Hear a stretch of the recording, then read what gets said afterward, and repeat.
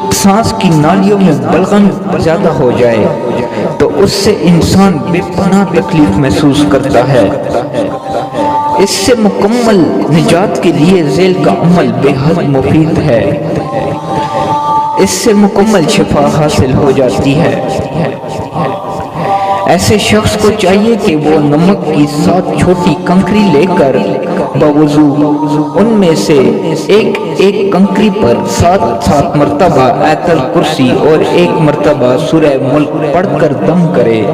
ہر روز نہار منہ صبح سویرے 1 کنکری نمک منہ میں رکھ کر چوس لے۔